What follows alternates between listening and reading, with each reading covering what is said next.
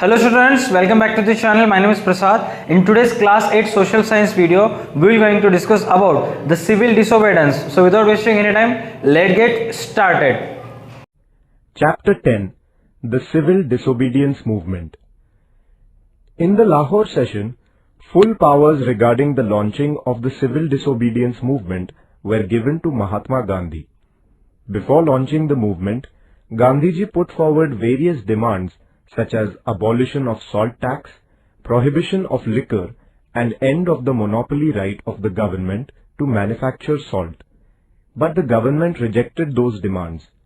Gandhiji, therefore, decided to start a country-wide satyagraha by breaking the Salt Act. Salt was a daily necessity and it was freely available in nature. It was, therefore, unjust to impose a tax on it.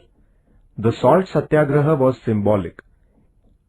In a broader sense, the salt satyagraha signified the breaking of all the oppressive and unjust laws of the British government in a peaceful way.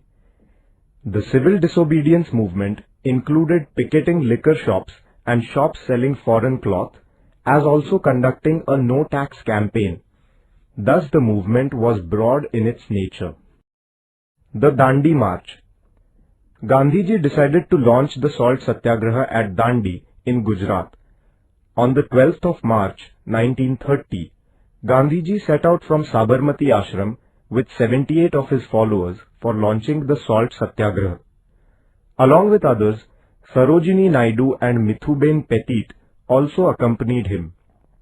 In his march from Sabarmati to Dandi, covering a distance of 385 kilometers, people joined him in very large numbers. On the 6th of April, Gandhiji picked up the salt on the seashore at Dandi and broke the Salt Act. Thus began the nationwide civil disobedience movement. The Peshawar Satyagraha. In the northwest frontier province, Khan Abdul Ghaffar Khan was the most loyal follower of Gandhiji. He was known as the Frontier Gandhi. He had founded an organization called Khuda-i-Khidmatgar, Servants of God. He began a satyagraha at Peshawar on 23 April 1930. The town was in the hands of the satyagrahis nearly for a week. The British government ordered the platoons of the Garhwal Rifles to open fire on the satyagrahis. But Chandra Singh Thakur, who was an officer of the Garhwal Rifles, refused to open fire. He was court-martialed and was given a severe punishment.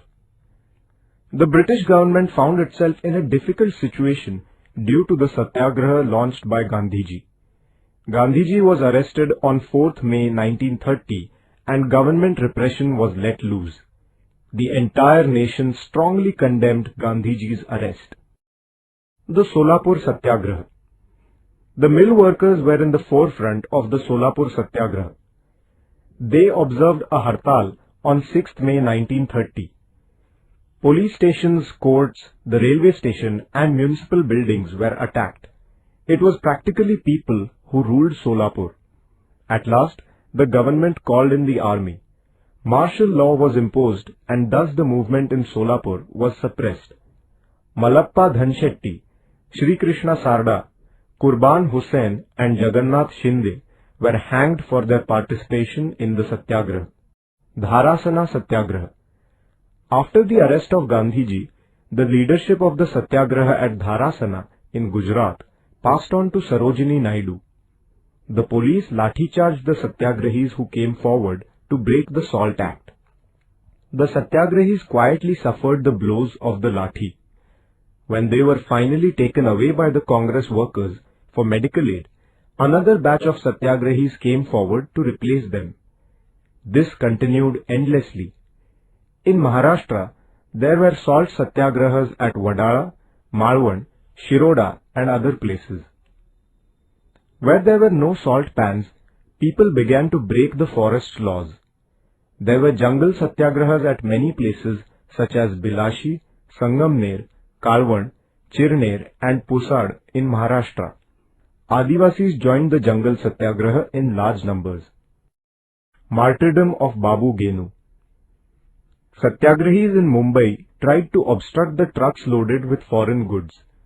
Babu Genu, a mill worker, was at the forefront. He threw himself down in front of a truck to stop it and did not budge even after police threats.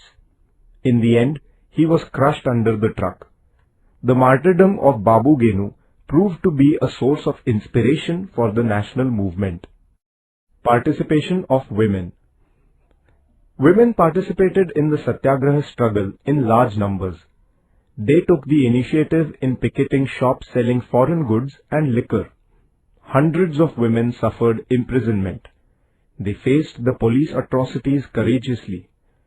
Kasturba Gandhi, Kamala Devi Chattopadhyay, Avantika Bai Gokhale, Leelavati Munshi, Hansaben Mehta, and many other women took the initiative in the Satyagraha. The first Round Table Conference.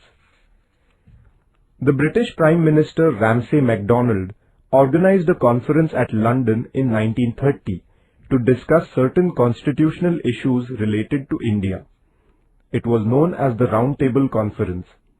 The different political parties in India and the rulers of the princely states sent their representatives to attend the conference. However, the Indian National Congress did not participate in this conference. The National Congress was a body that represented the country. Without the Congress, the deliberations in the Round Table Conference were indeed meaningless.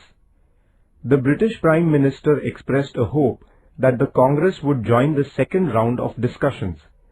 In view of the British Prime Minister's appeal, the Viceroy of India released Gandhiji and other leaders from the prison.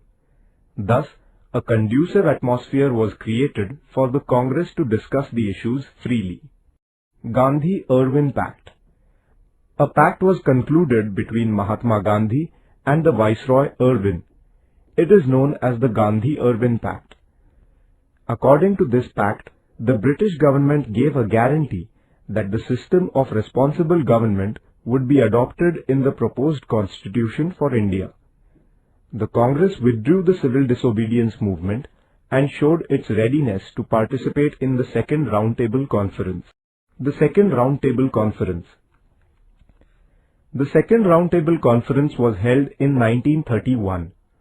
Gandhiji attended the conference as the representative of the Indian National Congress. Along with the Congress, the British government had also invited representatives of the various castes, communities, political parties, and of the princely states. The government raised the issue of minorities in this conference. There were differences of opinion among the representatives on this issue as also on the nature of the federal constitution. Gandhiji tried to secure a consensus, but his efforts proved to be futile. Therefore, Gandhiji returned to India disappointed. The Third Round Table Conference. The Third Round Table Conference was convened in 1932, but the Congress boycotted it. Therefore, this conference also proved to be meaningless. The Pune Pact. Dr. Babasaheb Ambedkar had represented the Dalits in the Round Table Conferences. There he had demanded separate electorates for the Dalits. After the Second Round Table Conference, the British Prime Minister Ramsay MacDonald declared the Communal Award. Accordingly, separate electorates were declared for the Dalits. This division of the Hindu society brought about by the Communal Award was not acceptable to Gandhiji. Therefore, against this award, he began his fast unto death in the Yerwada prison. The leaders of the Indian National Congress appealed to Dr. Babasaheb Ambedkar to reconsider his demand. In the interest of the nation, Dr. Babasaheb Ambedkar accepted this request. A pact was concluded between Dr. Babasaheb Ambedkar and Mahatma Gandhi at Pune in 1932. This is known as the Pune Pact. According to this pact, instead of separate electorates, it was decided to give 148 reserved seats in the legislature to the Dalits. Later, the British government gave its consent to this arrangement. The second phase of the civil disobedience movement. After his return to India from the Second Round Table Conference, Gandhiji decided to resume the civil disobedience movement. The government arrested him immediately. This created discontent among the people. The government responded to this movement with inhuman repression. All civic rights were strangled. The Indian National Congress and their associate organizations were declared illegal. Their offices and funds were confiscated. The nationalist press and literature were kept under strict surveillance. In April 1934, Gandhiji withdrew the movement and the historic phase of the civil disobedience movement came to an end. Thank you so much students for watching this video. Please like our video, share our video and subscribe to da2 Academy's YouTube channel, and don't forget to download the da2 Academy app from Play Store for more videos, notes, PDF, stories and for extra video related to this. That's it for today's video. For more information check link in description below. आज की video के लिए बस इतना ही। तब तक के लिए देखते रहे हमारे YouTube channel da2 Academy। Stay connected, मिलते हैं नेक्स्ट वीडियो में।